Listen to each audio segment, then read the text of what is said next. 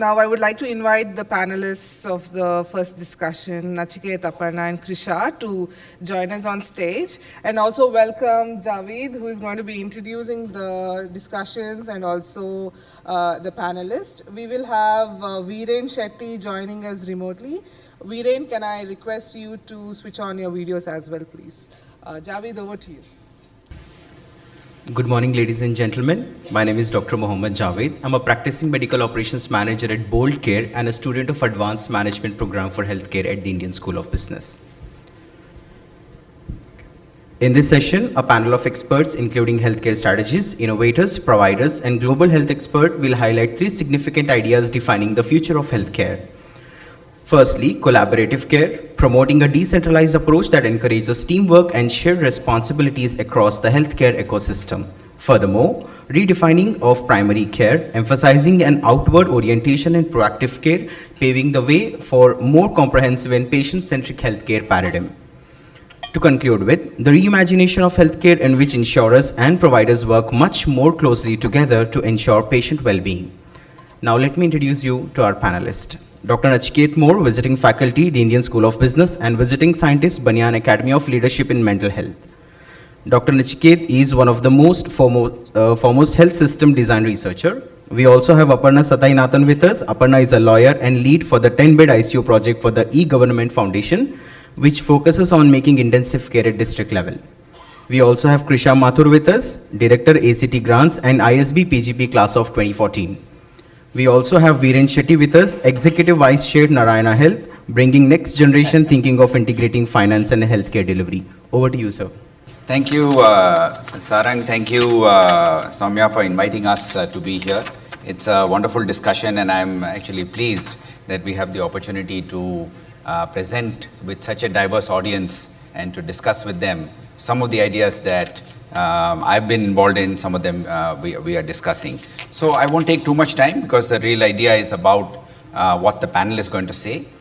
The reality we are facing in healthcare in India, for many of you, is a day-to-day reality, is that while on the surface there is progress and there is a sense that there is movement, but if you look on the ground, states like Bihar and UP are still struggling with the burdens of maternal and child mortality, which they have not been able to fix. These are problems that developed countries have fixed 30, 40, 50 years ago.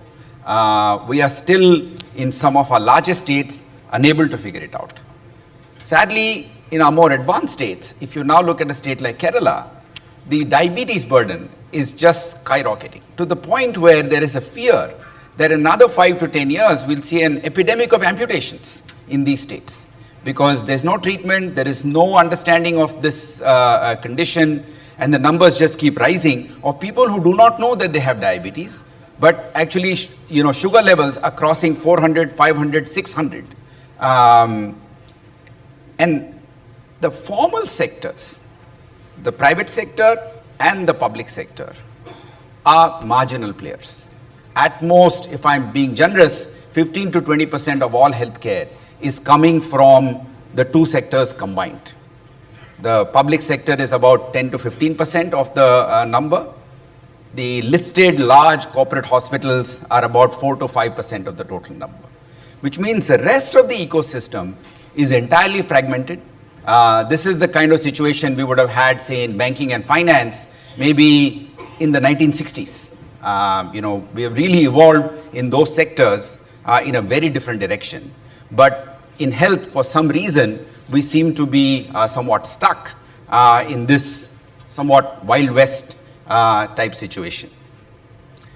The good thing is that many of you and the panelists that we have here are working to develop really powerful new ideas as to what they can do, and not simply abstract papers that we are writing for publication. These are real people doing work on the ground to try and figure out, given all our challenges. Oftentimes you will hear in any conversation a series of weaknesses of our health system.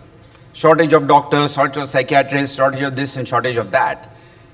In this panel, what we are hoping to do is to talk about what are our strengths, what are we doing as we go forward, and is there a credible pathway that over the next 5 to 10 years, we can actually fix this and not just simply talk about it.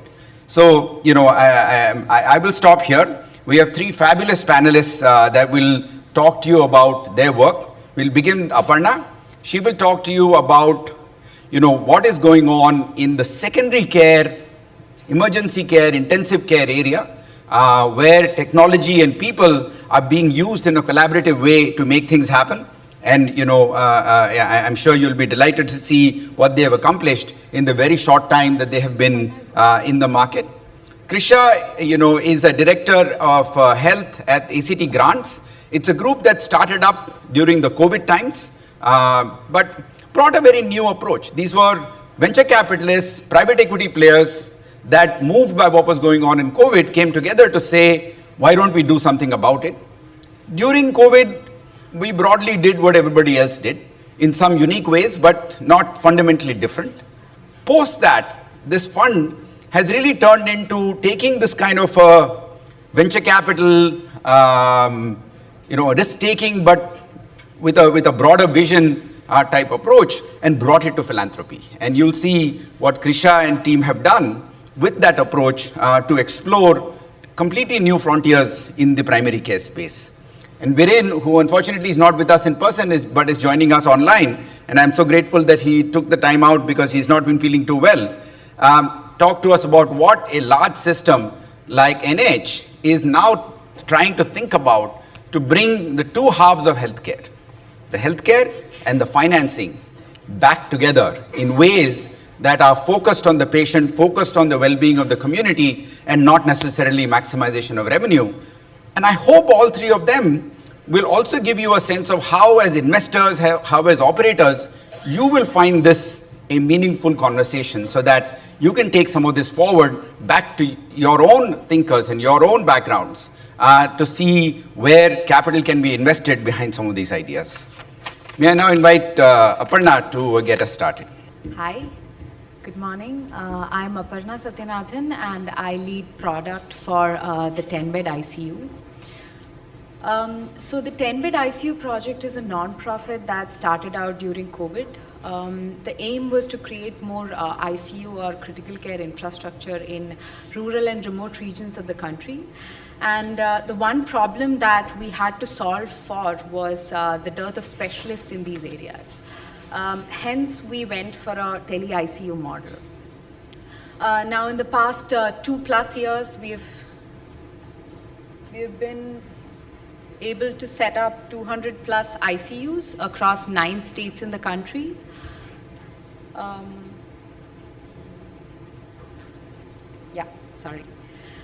We've been able to set up 200+ ICUs across 9 states of the country.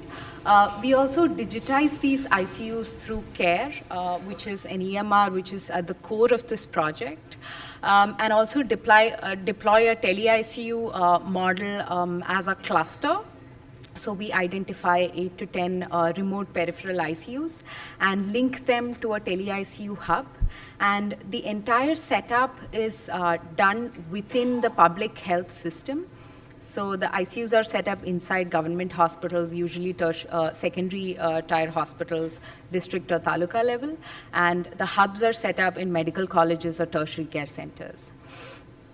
This is a public-private partnership where the government takes care of manning and running these ICUs, and we provide the technology and set up the infrastructure. The project is also quite committed to providing clinical training, and we also undertake community strengthening effort to ensure that the project is sustainable. Now, coming to CARE, which is an open source EMR that provides tele-ICU capability to such remote regions. The software is very easy to use, it's available to all, it's an open source, and we run the tele-ICU model based on 4 features. Firstly, we have a digital patient record. Second, we have integrated cameras that are deployed in these ICUs to the software so that remote patient monitoring can happen. Third, we have also integrated medical devices to the software. And fourthly, we have a communication module that allows doctor-to-doctor or doctor-to-nurse communication, promoting collaboration between the teams. So here you can see Dr. Akre, who's one of the doctors at NHAK Kohima in Nagaland. And he is speaking to one of the staff at a peripheral ICU while at the same time monitoring the patient over the software. Now, a few things that have really worked well for us are firstly, the technology that we use is super affordable and interoperable. So like I mentioned, it's an open source. It is a web-based application, which means that you do not need any specialized devices or even softwares installed in your system to access these technologies. All the integrations built into the system are all based on open standards, which means that you are not bound to a particular brand or make of a device. All of the hardware that we use for tele-ICU are all off-the-shelf devices that anybody can procure. And the design of the software itself is quite user-friendly, which makes adoption super easy. Our cost of training is very, very less because a lot of the workflows are very intuitive and the design is kept very minimal. And lastly, we have also adopted some hub-spoke strategies to promote a positive collaborative environment. So one of the things we do is we've realized that the success rate of such hub and spoke model is much higher when the hubs are actually set up in traditional referral centers. So the doctors at the hub know that with successful deployment, we reduce the rate of referrals, decongesting the hub hospitals, the tertiary care hospitals. And we have also ensured that the clinical training that we roll out is integrated into this model, whereby the hub staff are an active part of rolling out this training, creating a mentor-mentee relationship between the institutions. And then the same relationship sort of continues on through their daily tele-ICU conversations. Now, this model is not just restricted to the public sector, but we have also seen adoption in the private sector, sort of early adoption. So we have a team of doctors based out of Ernakulam in Kerala that are actually using the same tele-ICU technology. They have, however, changed the model of deployment slightly. So this is a team of doctors that actually cater to 5 or 6 hospitals across the city. And they do have in-person visits, but using the tele-ICU system, what they have realized is they can be more involved in patient care and they can give continuous and consistent support to the doctors in the hospital. The model has been largely successful for the last 2 years. We have seen immense drop in number of referrals. We are today present in 23% of the country in the last 2 years. This is through our public sector adoption through the 10-bed ICU project. 23% of the districts in the country at least have one ICU that is powered by this tele-ICU model. We have also seen a 15% increase in ICU capacity in these states, and we are largely focused on states in the northeastern region that have a dearth of infrastructure. We have also seen an average recovery rate of 65% and a referral rate of 20% from SPOC to hubs. Now, the software also allows for easy tracking of referrals as well, where you can track whether the patient has successfully gotten a bed in the hub hospital, and the transfer of patient records also happen through the software, further improving the experience of referrals. So far, we have 18,000 plus patients go through the system. And in one of our clusters based in Mysore, we have realized that the referral rates from the SPOC to the hub has actually dropped by 66%.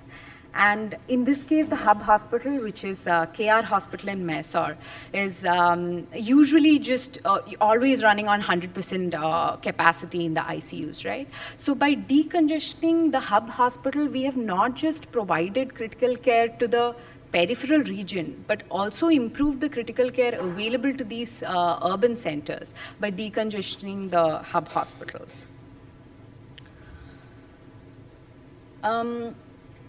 Now, going ahead, we are also very committed to making the tool as user-friendly as possible to the users.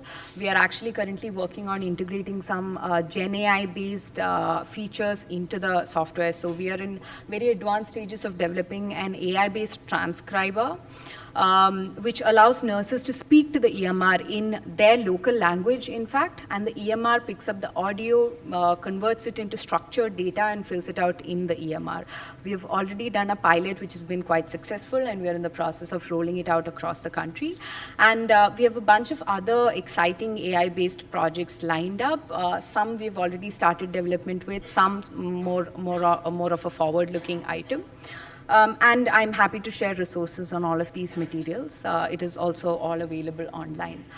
So now a quick note on how are we able to create such great tooling and also provide it for free, right?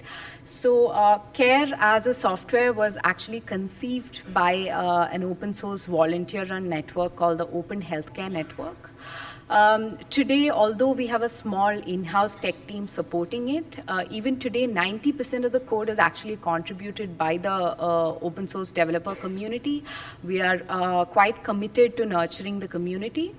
And we also have a lot of institutional support like the AICT. There are fellowship programs like the GDC fellowship that ensure that the community gets a constant funnel of talented young developers. So we like to say that CARE is truly a tool built by the people for the people. It is available on GitHub under an MIT license. And we actually put in a lot of effort into documenting not just the tech know-how, but also the operational know-how, so that anybody can, pick it up and adopt it with minimal effort. Lastly, I just want to give a big shout out to all of our tech partners that have made it possible. You see ACT grants, KCDH, we have Pupil First, eGovernments Foundation, and Google Cloud that has been great support, and they have made all of this work possible. Thank you. Stay there for a minute. I want to talk to you a little bit about some of the aspects that you mentioned. You mentioned Nagaland. Can you give us a little bit of a sense in the Northeast? What has been your spread? Which are the states you're present in, and how many hospitals are you serving there? So we have 160-odd ICU set up in the Northeast. That is 1,600 ICU beds. We are present in 5 northeastern states: Assam, Nagaland, Meghalaya, Sikkim, and Nagaland, Assam, Meghalaya, Sikkim, and Manipur, yes, sorry. Yes, Manipur. And a few of these larger states have multiple tele-ICU clusters deployed. Like Meghalaya, we have 1 active tele-ICU cluster and 2 we are in the process of deploying. Assam again has 3 tele-ICU clusters deployed. Whereas smaller states like Manipur only has 1 tele-ICU hub, because we could only find 1 medical college that is capable of housing a tele-ICU hub. We are looking out to expand that to have multiple other clusters.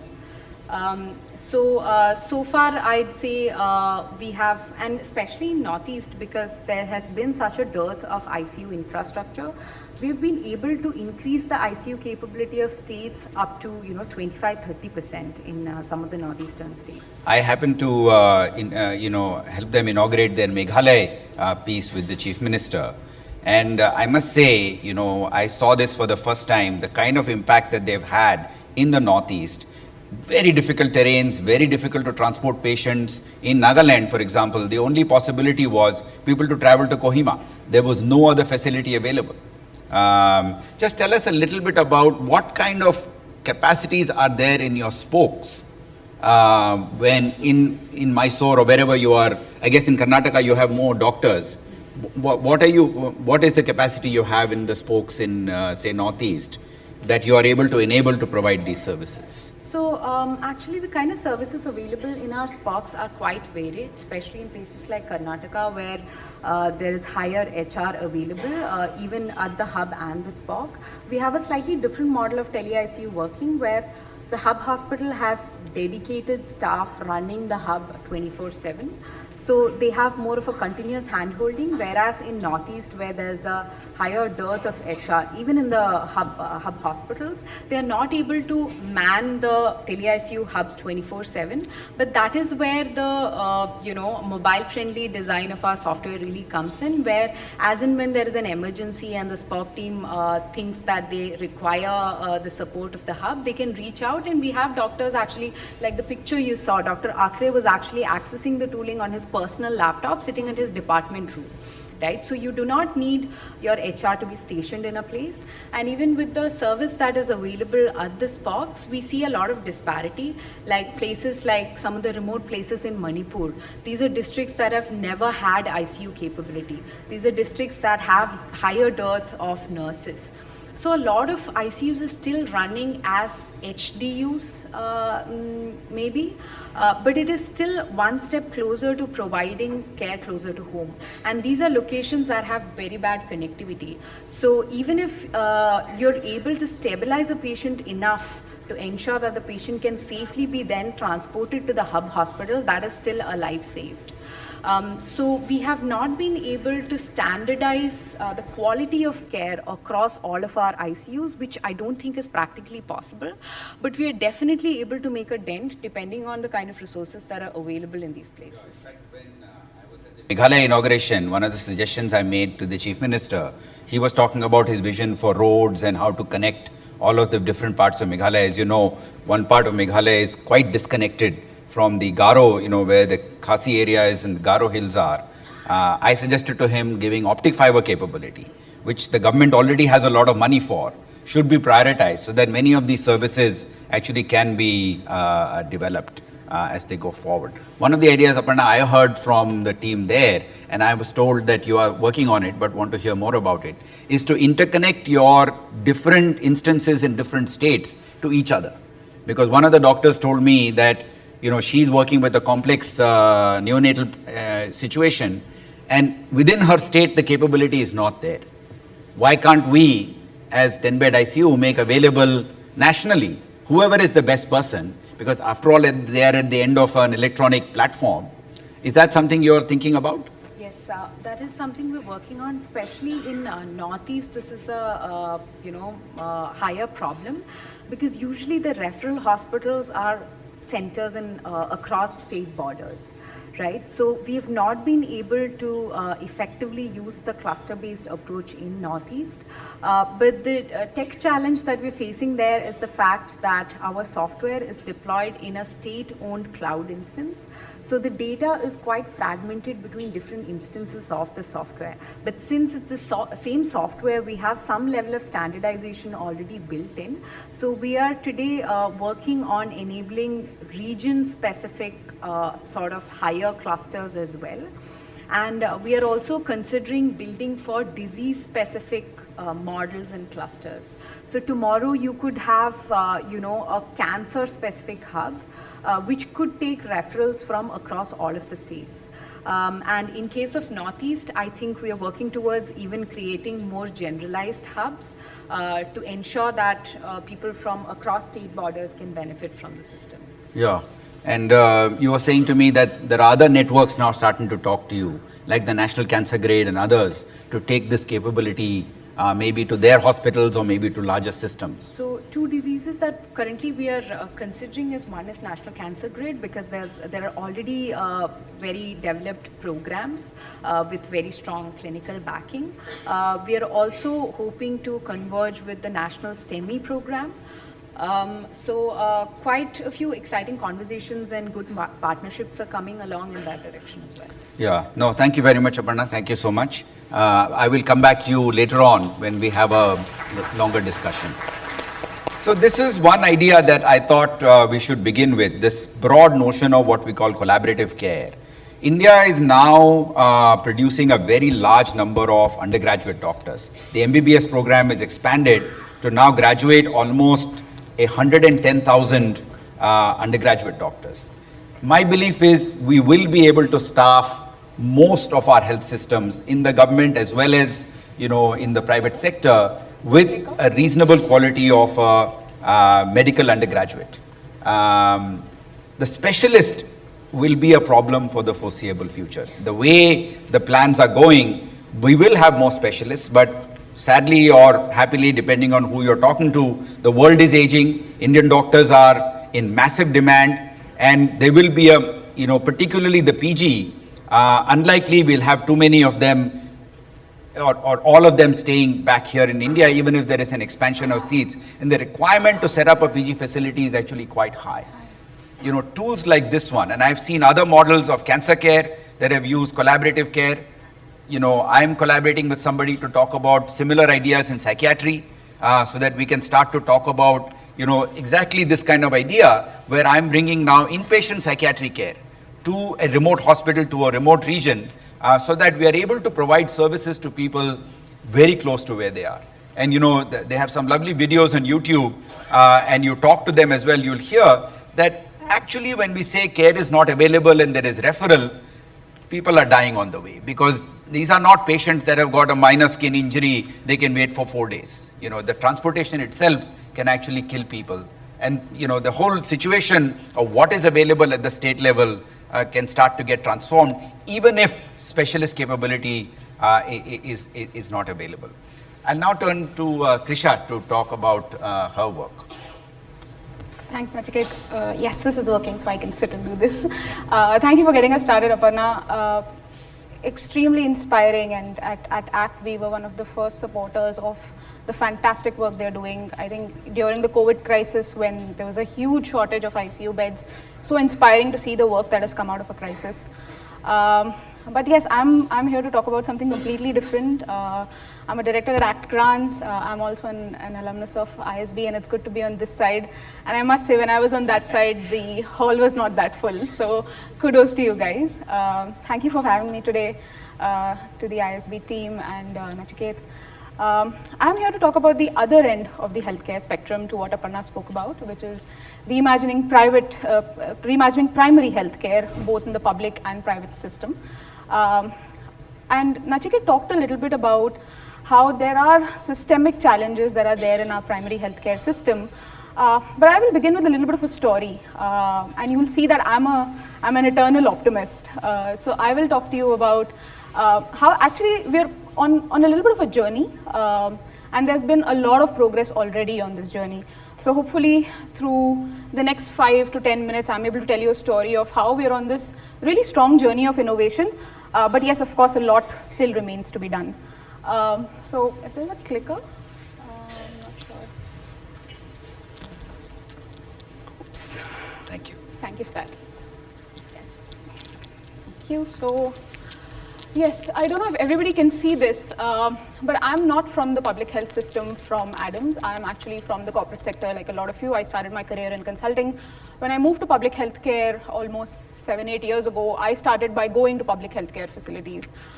This was in 2017, and this is what a PHC, or a public health center in the government system, looks like. This is a primary healthcare center in UP, somewhere in eastern UP, and it looks quite nice, right? It's a nice building, it has an open system, it has an open veranda, lots of space.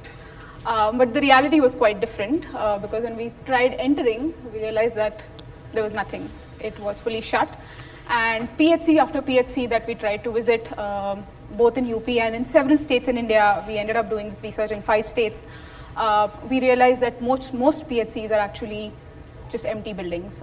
If you read the research by Jishnu Das and many others at World Bank, they will actually tell you that over the last maybe 20 years, till about 2015, 80% of India's primary healthcare facilities just did not work. Government's own primary healthcare facilities didn't meet government's own norms. So this was not an aberration, this was pretty much the norm. And this is 2017, so not too far ago. Cut to, this is last year. The building looks really nice again, and looks like remarkably different. It's clean, etc., etc. This is not a stock photo, I can promise. I went there, but what was different was this. This is what the table inside, where there is a healthcare provider, looks like now. Not only is the facility functional, but this is the innovation that has happened in the last 5 years. There is a health practitioner. It was not a doctor. India has a huge shortage of doctors. We will probably not meet that in our lifetimes. But there is a healthcare provider. It was a community healthcare officer, usually a general nursing a student who has now been upgraded. But what you see, what is really fascinating is what's on her table. There is a smartphone which allows her to log medical records. A lot of paperwork is still there, as you can see on her table, but there is a smartphone. There are these interesting devices that you see that I've circled out. These are basically small point of care, low cost devices that are so mainstream for us in cities that we take them for granted. But in rural India, these are lifesavers. They have now reached the last mile in some decent way for hemoglobin testing, for blood sugar monitoring, you can see the last circle at the bottom is actually a low cost test for malaria. These are small strip-based tests, and we saw how quickly India is able to generate them now during COVID, where we were very quickly able to get to these strip-based NAT tests for the RT-PCR COVID test that we all did in the last 3 years.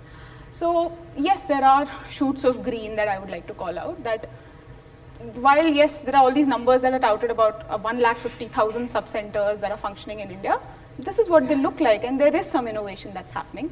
I also want to say that this is a little bit of what ACT does now in our post-COVID avatar. We provide catalytic grants to technologies that can work at the last mile, that can support early screening, early diagnosis, helping practitioners at the last mile, not just doctors, to reach patients quickly, faster, to help them. So this, I will stop here and I will just take a step back. So what is primary healthcare? We all think of it as a doctor sitting in a clinic, but actually it's not about a doctor or about medicines. Primary healthcare, and Nachiket will tell us a lot more about it, is about 4 comprehensive steps. Primary healthcare, good primary healthcare should actually have 6 characteristics and 4 steps. There should be care which starts before a person falls sick, which is access to education, awareness, access to early screening. As our population is aging, screening is so very important, as we're seeing rise in the incidence of NCD. That's step number 1. Step number 2, tests. We all need access to tests at the last mile, even more so. Access to diagnostic capabilities is the second most important thing. Third one is curative care. That's where the provider, or in most cases what we still want, a doctor to come in. But I'm grateful to say that now at least the role of a community health worker is being more realized in that step. And of course, medicine, drugs, pharmacy is the other one that's important at that step. And I think the last one is what Aparna spoke about a little bit, referrals to and access to the tertiary care. What happens when the patient is too sick and needs to be moved to the next level? It shouldn't be left to the patient itself. A good primary healthcare system actually provides access to referral and to follow up when the patient comes back, when you're back home and you need regular check-ins. So that's what good primary healthcare should do. And this is where I think, there's a lot more to be done in terms of closing this circle out. So yeah, I think we've covered a little bit of this in that picture. We spoke about this, but I think big innovation has happened in these 3 buckets. People, I think the biggest one, and perhaps what is most heartening for us as a country, is that we've moved perhaps a little bit further away from saying that it's only the doctor who will help us. There are now models in place, both in the public healthcare system, which is recognizing a community health officer to be the first point of care, and the private space, where there are very interesting models like Dwara, iCure, who are showing the way for low-cost, high-quality care to be available at the first mile. Second big bucket, big innovation is happening is product. I spoke a little bit about this. I think apart from point of care devices, big innovations also being seen perhaps in vaccinations, which we saw even during COVID. And while, we all know that these digital tools have existed for a while, what has improved is usage of these tools. I think in India, EMR systems have been around since the 90s, but only now are we hitting adherence rates of 60 to 70%, which you see in some of the data. And finally, I think, and perhaps, we all know about it, but we don't recognize it often, but all of this has been enabled by policy, which has strongly come into play over the last decade. So many of these, these innovations have become possible because of the strong policy framework that has now come in to support all of this. So yeah, coming to what's next and what's really, what's really needed now, right? If there's all this innovation that's already happening. Because I'm an ex-consultant, I will stick to my 3 Ps. And so yeah, so where does the next decade of innovation lie for this, right? I think it's in bringing all of these 3 things together, where perhaps the next decade of innovation lies. People, product, and policy shouldn't sit in different buckets. Perhaps they need to come together to reimagine what primary healthcare looks like, where a healthcare provider that is trained is able to use tech well, where tech is not a hammer looking for a nail, where some cool tech doesn't come first. It is the provider that comes first, and the tool which is enabling to the provider that should come first. Where the tech actually, is customized, is all together, and it's not these small boxes that sit on the healthcare provider's table. And the tech should also enable the healthcare provider to provide protocol-based care. A lot of the challenges in India right now, we spoke about AMR a little bit earlier today, all of that happens because we're not really following protocol-based care. Over-medication, over-prescription are extreme challenges that are happening in India. And if there are protocol-based decision navigation systems for our healthcare workers, a lot of that continuum of care that we talked about can happen with a very high quality of precision. So precision-based care systems is perhaps where the next decade of innovation should bring in. And I think the final one is something that's close to my heart. I've worked closely with A&Ms at the last mile in my own work. Dr. Moore and I often talk about this. Healthcare workers in India are still seen as extenders or helpers as opposed to dignified healthcare providers in themselves. But when crisis hits, they are actually the first point of care that is shielding all of us. And there are international models to show that healthcare workers can actually do a lot more if policy allows them to do. In India, for example, private nurses are still not allowed to draw blood. It seems very counterintuitive, right? Phlebotomy is not one of the things that nurses are allowed to do. So when we stop looking at them as helpers, if we stop looking at them as just the physician extender, but look at them as providers of comprehensive care that is enabled by good product, good tech, I think that's the model, that's the innovation that we're really looking forward to in the next decade. Again, seeing some interesting models in this in India, I think Dwara is one that I would like to call out. They've actually built out, so Dwara is a small startup based out of Bangalore. They are building a protocol-based care platform for non-communicable diseases, where there are healthcare entrepreneurs who are able to go door to door and provide services at the last mile. Many more like that. iCure is another innovation that we support, and so Shoots of Green there as well. I remain an optimist. But yeah, I will leave you with this. This is a part of a comic strip from a paper, and academicians don't often write comic strips, but this is a part of a paper that Dr. Moore authored, and I had the privilege of contributing a little bit to it. This looks at a healthcare provider, a nurse, hopefully not too far into the future, who has a decision support tool in her hand, who is able to provide pull-based care as opposed to push-based care when people are sick. She is able to provide basic diagnostic services, which is guided by the tech. She's able to counsel the patient, and she's able to, in effect, hold the entire patient's journey together. So this is hopefully where we want to go, and I remain hopeful. Thank you, everyone. Thanks a lot, Krisha. Before we let you go, just a few questions. On the tech front, can you talk about some, you mentioned some on the delivery front. Yeah. Can you mention some exemplars of what you are doing in the field or what you're supporting in the field that really show the promise of this kind of approach? Yeah. I think seeing some, I'll talk a little bit about the integrated tech bit. So integrated tech for primary healthcare is actually also not new. Perhaps a few of us in this room would have heard of the health cubes of of the world. There were also good examples coming out of the World Health Partners model. But one of the technologies that we're now supporting is a tech called Remedy. It's from a tech organization called Neurosynaptics, and it's basically integrated point-of-care tests into eSanjeevani, which is the government's telemedicine platform. So what that means is that overcrowded government clinic that you saw, the nurse doesn't waste a lot of time punching data, punching numbers, reduces manual error, improves the ability to do real-time data sharing with the doctor who may be remote. So it's very intuitive that you link these devices by Bluetooth into eSanjeevani, but it's actually a lot more. All of these things have to be AVDM compliant. They have to work with a high level of accuracy in real time.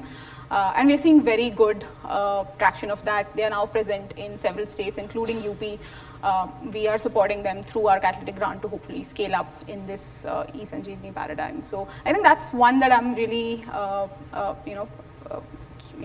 bullish about. I think the other one that I would love to mention is a technology called periwinkle. Cervical cancer is a huge issue in India. It's been in the news last few days. It's an AI-based cervical cancer screening tool. Right now in India, we still do a naked eye examination of the cervix to diagnose cervical cancer. In most cases in rural India, that test still doesn't happen because of various issues. What the tool is able to do is use a very simple camera-based, it looks like a torch and there's a camera on it, and it is able to take an image, and using AI it is able to diagnose with very high level of specificity and sensitivity whether or not, everything from infections in the cervix to presence of early cervical cancer signs. It's seen great traction again on the field. These are some examples of how tools can come into the last mile, again work with a nurse who is there, but do a lot more than what we expect them to do. Yeah. I think those are two examples that come to mind. No, that's wonderful, wonderful. So the kind of next picture, you heard from Aparna a little bit about what's happening in the secondary care space, where with the help of an MBBS doctor, we can really bring fairly advanced capability at the hospital level. What you're hearing from Krisha is some examples of work that is going on at the next level frontier.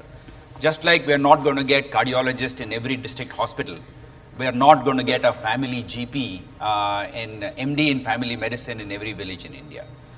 The reality is maybe we don't necessarily need to go that pathway where Europeans, the British have gone. With protocols, with technology, and all of the toolkits that we have, fairly high fidelity care can be provided. In cervical cancer, we have wonderful new thermal imaging capabilities. The cost is still not clear as to where they will go, but clear opportunities there. Indian Institute of Science and Stand Life are working on CRISPR capabilities coming down to under ₹1 lakh that we can put in a primary care setting. We've experimented with X-ray machines now coming into primary care facilities, which are self-shielded, easy to operate. And in many countries around the world, X-ray machines are no longer need a radiologist to show up, or somebody, a moderately trained individual can actually do this work. So I'm imagining a future in which primary care becomes ubiquitous. The focus shifts from diagnosis and prescription to follow-ups for why are Keralites getting such high levels of diabetes, even though, unlike other states, they actually have good primary care in the front, because the primary care is sitting passively in the clinic waiting for the patient to come who doesn't think he is sick.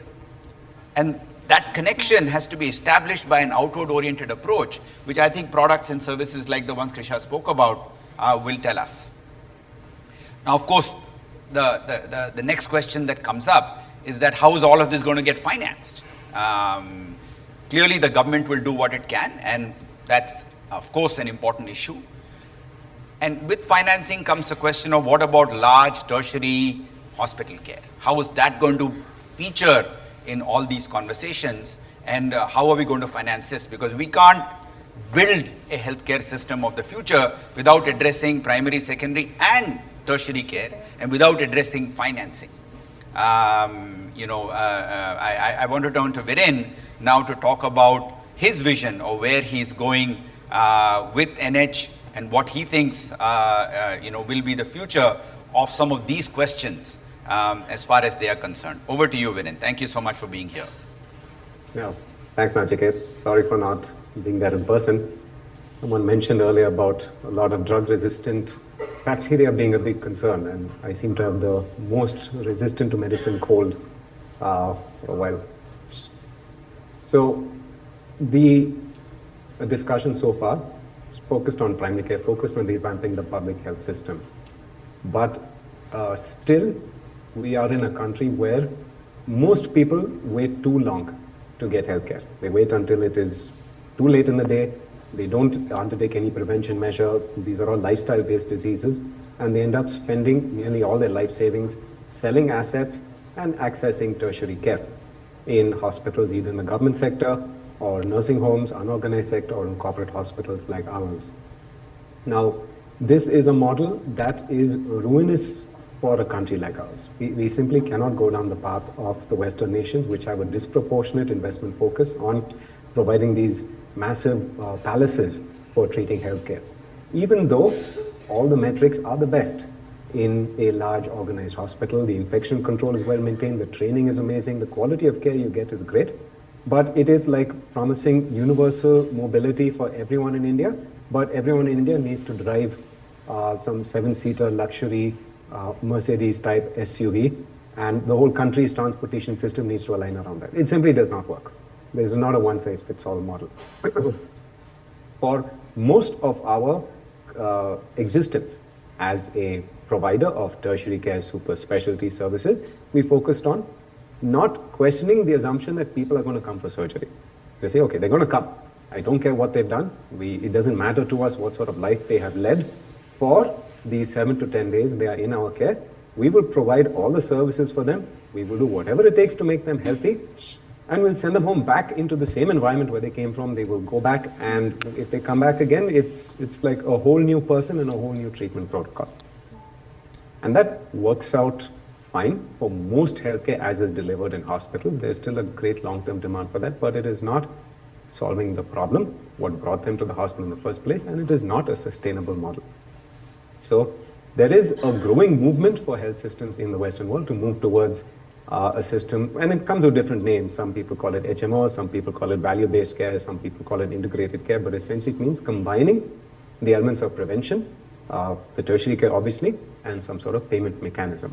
And this does not exist in India outside of possibly the ESI system, which is an all-in-one integrated hospital with clinics and payment and some amount of prevention, not a lot.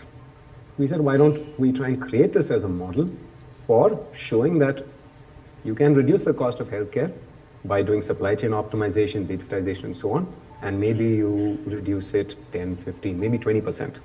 Great. You can reduce the cost of healthcare by 100% if you prevent that issue from happening in the first place. Delay a heart attack, prevent any sort of bad thing happening to you, reduce the incidence of diabetes among a certain population. You protect people from all sorts of bad things that are going to happen to them in the future. Now, if you rely on just the prevention alone as the thing that will prevent that, the problem is that the human psyche starts to kick in. The gulab jamun is in front of me today. It is delicious. But the eventual ill effects from this is decades into the future. And if it does, there's medicine, there's a doctor, there's all the solutions there that will take care of. So it is not apparent to an individual about the choices they are making on a day-to-day basis. And so we thought, fine, what is a behavior that today people are most used to undergoing? Annual checkups, paying an insurance premium, and visiting the hospital. So we said, let's roll in all the things that we want to do. Sort of like when my wife tries to get my kids to eat carrots by putting it into carrot cake, let's say.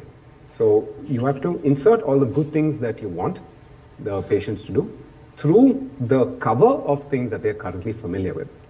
And that's what put us on the journey of applying for an insurance license, building out a network of clinics, and building a preventative care program that ties it all together. Now, as of yet, it is untested. As of yet, it does cost a lot because we're front-loading a lot of investment, but we've seen a tremendous amount of excitement from customers to want to try this out, and we've seen a tremendous amount of impact on the few thousand people that we've seen since we rolled this out a few months ago. we do have, for the people that rolled up to our diabetes plan, their diabetes under control. For those that sign up for weight loss, they are seeing not great gains, but slow and measurable gains. For the people who are rolled up for our chronic kidney disease and for cardiac plan, they are being adherent to their medication, which is a major problem because most people post-surgery are not adherent to their medication. So the long-term impact this will have on their personal health will be enormous. What's left to us is to figure out if we can make a viable business model out of it and something that can scale. Thank you, Viren. That's nice summary of what you're trying to do. I want to stay a little bit with the last issue that you mentioned. Many people in the audience are thinking about, okay, this is all great. Is there, money to be made here? Is there commercial investors with large amounts of capital to invest? Is there an opportunity for them here? Or is it really more down to philanthropy and other things? What is your sense? Because you are one part of you is a service-oriented person, but the other part of you is a hard-headed investor running a business. How do you bring these two together? Yeah. This wouldn't be a one-size-fits-all. The model that is designed around, let's say, for-profit, driven by very high IRR that a private equity investor would require, would be closer to the system that exists right now, wherein you invest separately in health insurance companies, and health insurance companies will sell lots of policies and make lots of money doing so. You invest separately in hospitals. The hospitals will build lots of infrastructure, treat lots of patients, and make lots of money doing so. The non-profit route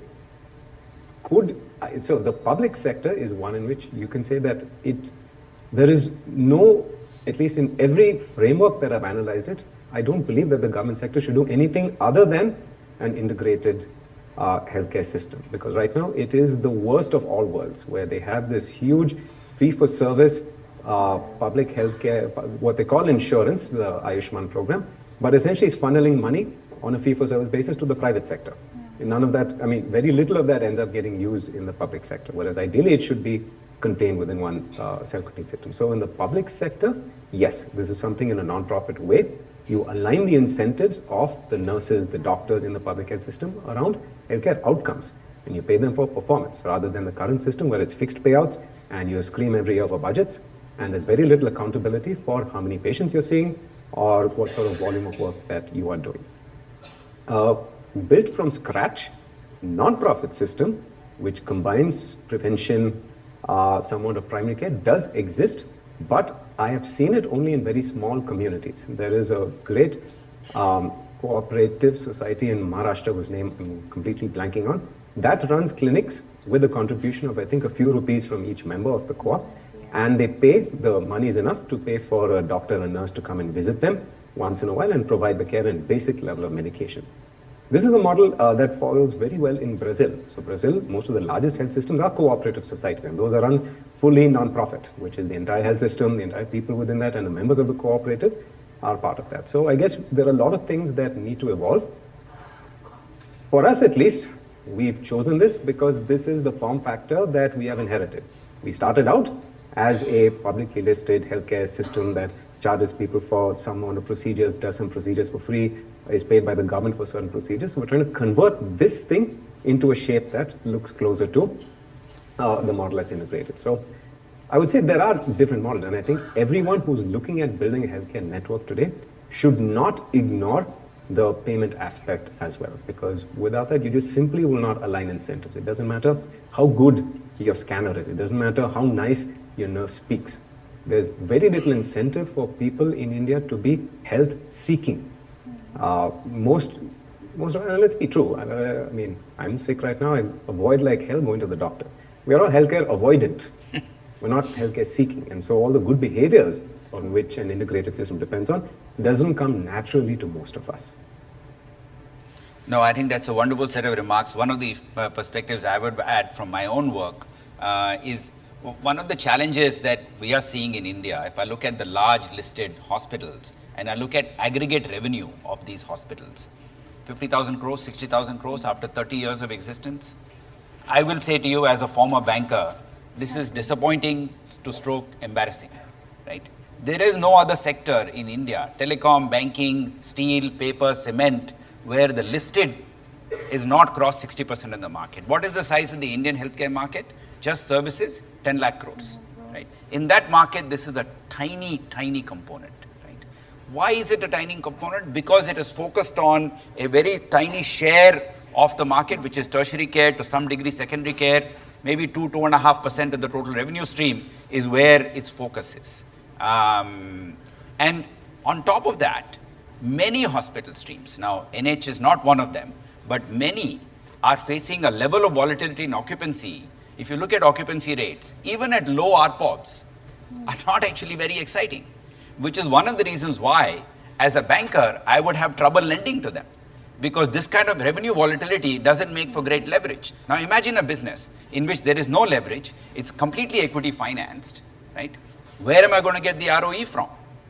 Right? So according to me, if all of this comes together, we will be able to see finally mega hospital systems that are able to serve a country of our size, as we have seen in telecom, as we have seen in other sectors. The commercial healthcare sector, the future of that is not yet here for us. And I am with Viren that the government has a big role to play in what it does. But I do believe that there is a real opportunity for, maybe the basic universal healthcare. I can imagine a state like Kerala, Karnataka, Tamil Nadu, with the help of all these cool technologies that are being developed, can be done by the government. So that if I want a level of care that is attractive and good enough, but maybe there is an aspirational group of middle income, upper income people that say, no, this is not good enough for me. I need a very different approach towards healthcare. And I think that's a large market that can be served by this. And we didn't, in these two contexts, didn't talk as much about where the investment opportunities are. My sense, though, is if I look at it from a resource deployment perspective, I'm using my primary care specialist, my secondary care specialist, my super specialist in a highly efficient manner. If I look at, for example, Arvindai, one of the reasons why they have such high operating margins, in addition to providing, I don't know if everybody knows the Arvind model, my understanding of their numbers is somewhere near 60% of care is provided on a non-profit basis. After that, they have a 40% operating margin, right? How have they achieved this black magic? My understanding is it's through super efficiently using their scarcest resource. This is something NH has done for a long time when it uses its cardiac surgeons, when it doesn't, get them to waste doing things that they are not good at. It brings other people in to do that work. The same approach I can see happening in the ICU world, where today we have a shortage, which is why we are forced to do it. I would argue even if we didn't have a shortage, why would I use a super specialist to do patient history taking upon intake? Today an oncologist is sitting with a patient and doing basic patient history at first point of intake. I would submit to you, he or she is perhaps not the best equipped to do this. Nurses and others are perhaps doing a much better job of doing this work.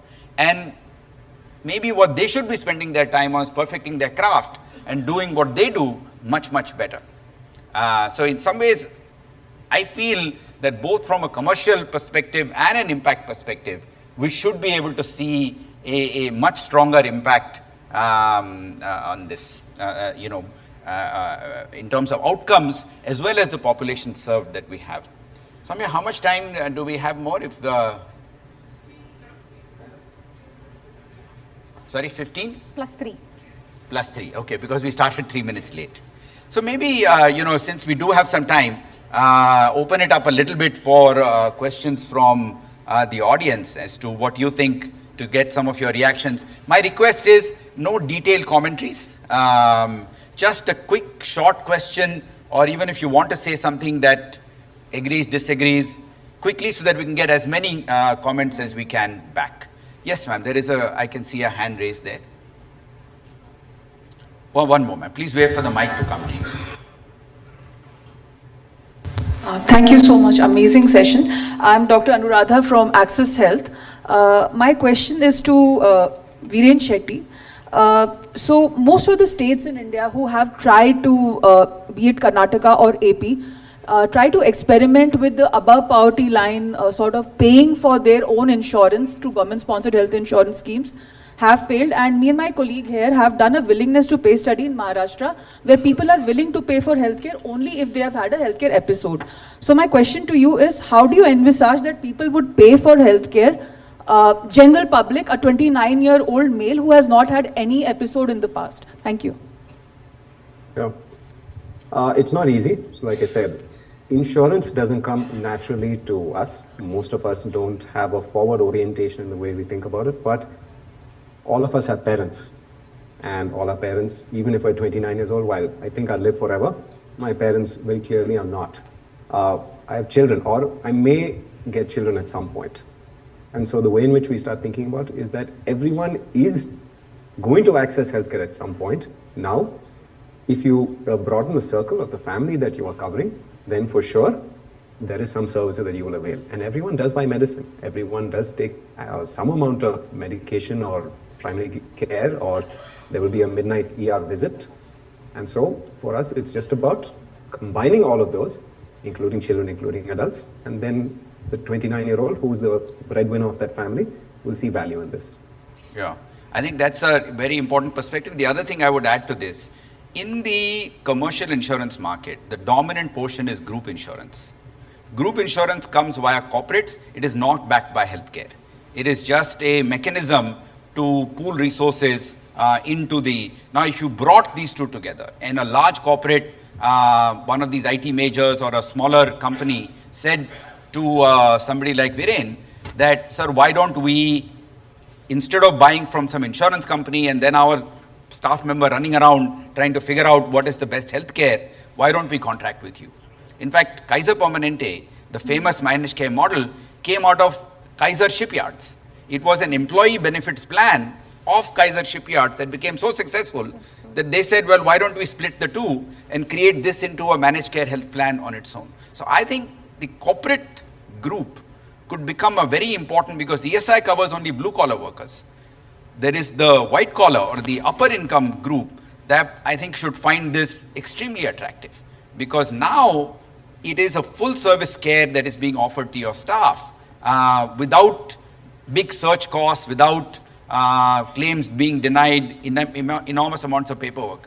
One more thing not to forget, the insurance industry, if I were to look at the profitability of the insurance industry, somewhere near 20 to 25% of premiums collected are going into administration, right? This is an enormous, waste of resources.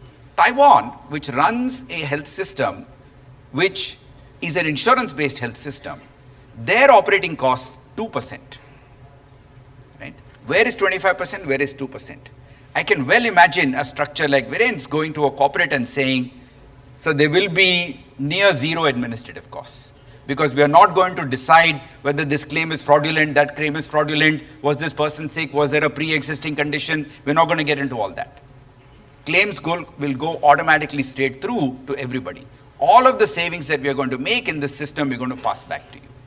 So I think there is an opportunity there. And the third possibility is, the reality of the insurance industry is that 45 plus year people are buying it. Like you said, young 29-year-olds are not buying insurance. They're all claiming to the insurance company that they've never had diabetes, never had hypertension. In fact, they didn't even get a sneeze in the last 40 years, right? We know this is rubbish.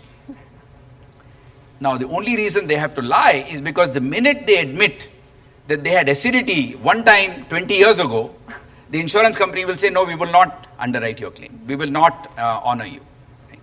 This is a very different conversation that Viren and team want to run, which is to say, no, we are not, come to us no matter what you have. We will work with you because we know healthcare. We are not simply a finance group doing portfolio optimization and running complex capital asset pricing models. We know healthcare. We know how to make you work. Tell us what's going on with you. We will work with you to figure it out. So I think there are interesting opportunities there, in 2-3 categories where one could begin the journey. Israel, for example, runs the entire health system They have 4 managed care systems that, you are required to join one of them. And, this is how they have built their entire health system, amongst the best outcomes and amongst the lowest costs. Any other questions? Yes, ma'am. Oh, please wait for the mic. I think somebody already has the Hi. mic there. Here in the center. Yeah. Hi, good morning, everybody. Thank you so much for the panel discussion. I think it's been eye-opening and a lot of food for thought. Especially like what you just said, Nachiket sir, about how white collars do not want to admit about their health issues for the repercussions that are there. So thank you for that point. I'm in fact thinking from the mental health perspective. So I'm a consultant psychologist. I practice in Hyderabad. And everything that I heard right now, I'm trying to extrapolate and think how can this apply to the mental health service sector. So Viren, I just wanted to ask you to elaborate on the cooperative health system that you were talking, because I'm trying to think, can this be something which is applicable? I'm trying to incubate an idea about community health services, which are going to be integrative mental health services, which are rehabilitative, skill building, everything at one center, especially for the urban population, because we do have psychiatric setups, we do have crisis and support system, but we don't have rehabilitative services where the individual does not keep relapsing and going back into the health system, especially in psychiatric and psychological care. So when I'm thinking of that, I'm not sure how this can apply when you're talking of cooperative health system and everybody paying for mental health. Like Nachiket said, you don't want to even admit that you have a health issue like an acidity or a diabetes. So mental health is far away from admittance. So I wanted to, attach those 2 points and actually ask the panel to discuss on this point, please. Thank you. No, before Viren answers, just to remind him about the 2 organizations that are doing this in Maharashtra. One is Uplift and the other is called Annapurna. Both have built a very strong cooperative primary care, insurance, direct provision and referral to secondary and tertiary care. Viren, over to you on this question. Yeah, I'll be quick on this. So cooperative model has worked, does work in low-income communities, has worked for surgeries. In fact, whatever Ayushman is today is essentially the mock version of a program that we started with the Karnataka government more than 20 years ago, which was working with medical college hospitals and government setups and few private hospitals and working with the dairy farmers. So this was a 5 rupee a month per person scheme. Everyone contributed to the pool and it was more of catastrophic risk insurance, which was just a limited set of surgeries that were more likely to cripple them. It didn't cover medication, it didn't cover primary care, it didn't cover everything, but the amount that you paid was so small that it wasn't something that really pinched them. On mental health solely, the issue that you faced is real. People will not pay only for that. If there's a way you could bundle it with a set of services, they are more likely to take. See, one thing we were very clear with our insurance model is that even though the things people need in their life is a lot, prevention is surgeries and so on, we will have to offer primary care. We will have to offer a lot of things that we know they are more likely to utilize. And so in the pursuit of the things that they're more likely to utilize, you get to bundle all the other things that really will benefit them, but they don't know that this is the thing that they want or willing to pay for. So I wouldn't know necessarily that mental health solely is something people be willing to contribute a small amount every month for. If there's a way it can be tied into weight loss, wellness, primary care, and so on, maybe there's a model there. Krisha, if I can turn to you also to add a little bit of your thoughts.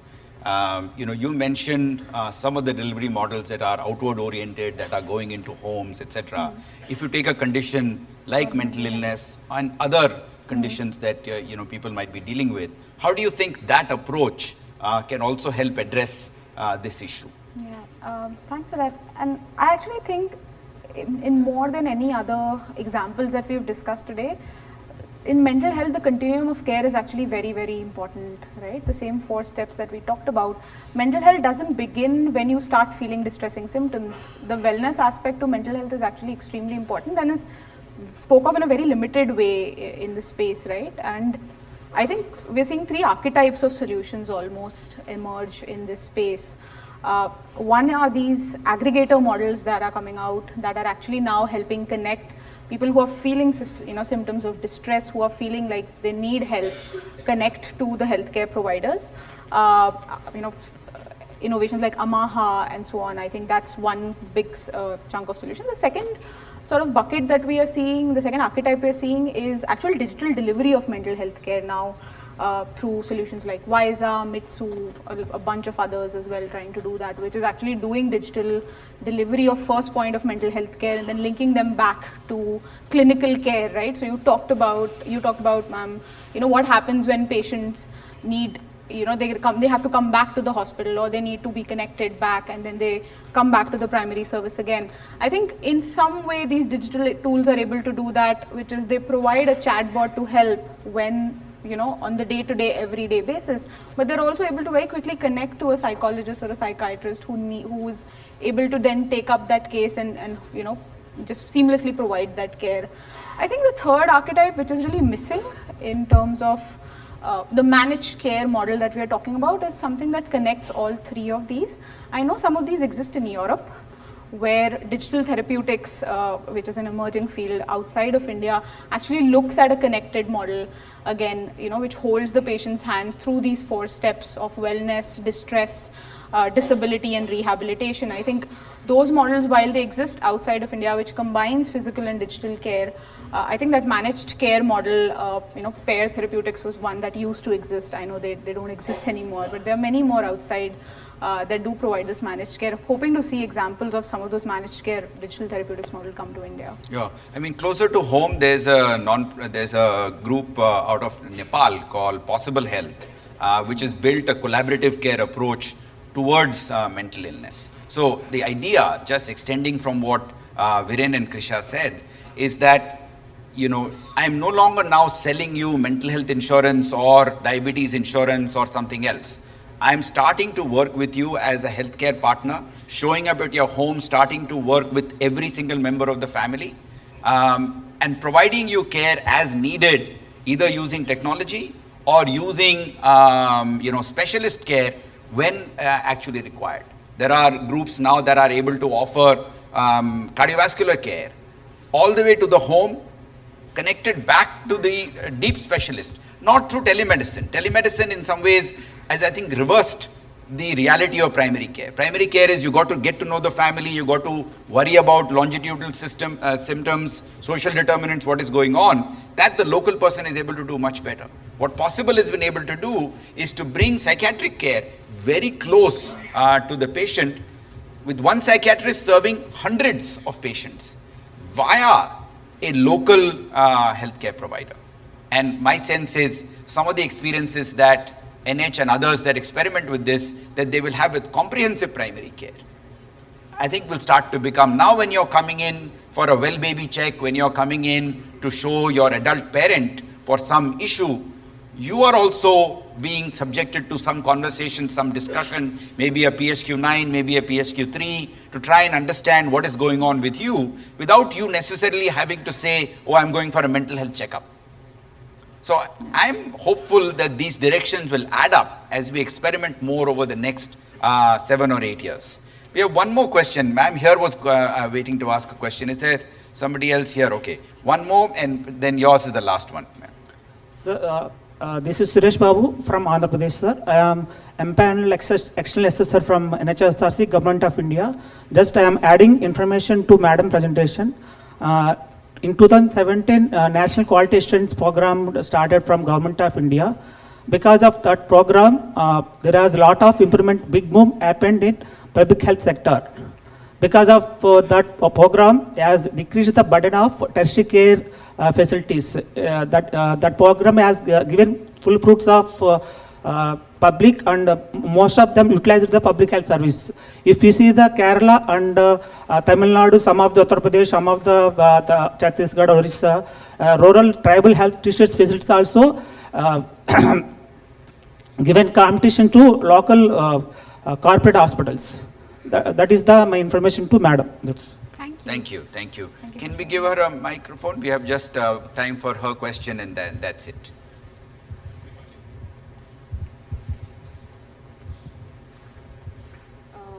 Hello, am I audible?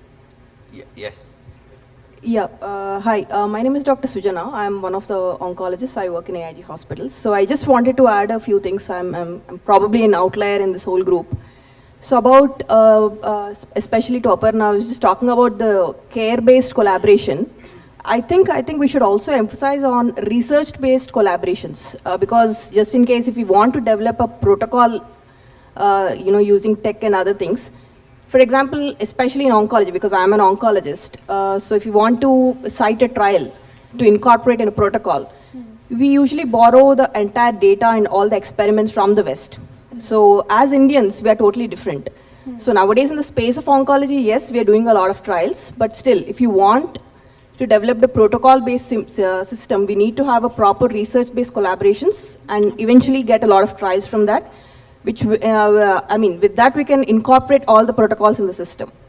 So that's one thing I would just like to add, because usually during training, we don't have a major emphasis on research here, especially in our country.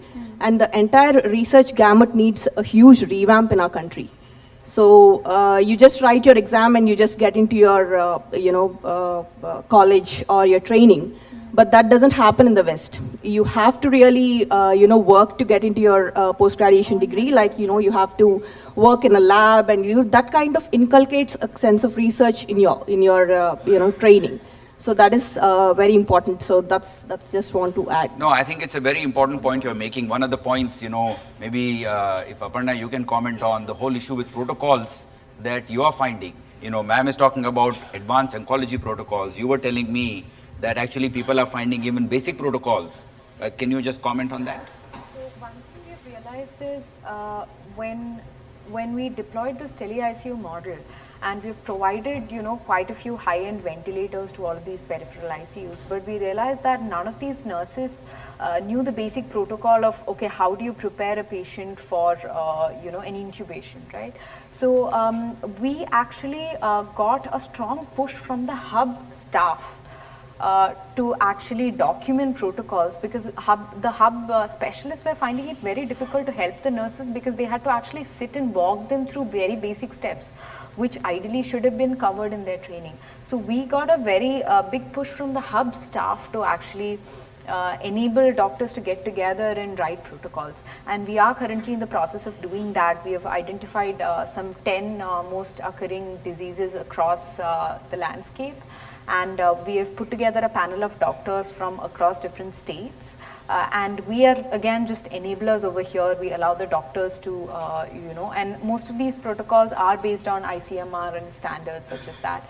So it is definitely supremely important to have protocols, especially if you want to ensure that there is a certain standard of care that you're able to provide across the board. But we are again, quite far from actually integrating research-based protocols again, but that is definitely something that we want to do. So that is definitely the direction we are going for, right? And Nachiket, sorry, I just want to go back to the previous point that we were discussing about how do you take care closer to home, right? So there's an interesting project on palliative care from Kerala. So Kerala has a very strong palliative care policy, and they have a project that is, I think, led by NHM in Kerala, where they identify volunteers from the community, and they train volunteers to manage a lot of, not really treatment side of it, but support palliative care patients. And today they are actually looking at our software to again improve collaboration between the community as well as the primary health services available. That's wonderful. But again, that is again a very future-looking effort.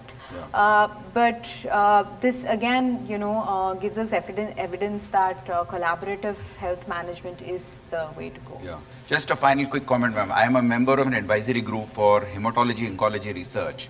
Particularly pediatric cancers, these blood-based leukemia and other cancers are there. One benefit of this approach is data now starts to flow in ways that earlier was just not possible. Lots of physical records. If I put somebody on a standardized protocol to, for example, of treatment for a particular case of leukemia or Burkitt's or any of the conditions, now I know how these patients are responding on a nationwide basis. And the beauty, and this is a part of the National Cancer Grid, the rate at which patient populations are accumulating in these trials, I think we can start to set benchmarks globally. Because until now we had the patients, we didn't have the technology to bring the data, and we didn't have the protocol. So I'm hopeful that some of the collaborations you're talking about will be enabled by this kind of approach that we've brought here. Thank you all for listening to us patiently. Thank you to the panelists for this discussion. Thank you, Viren, for joining us. Back to Thank you, Soumya. speakers, for all the insights.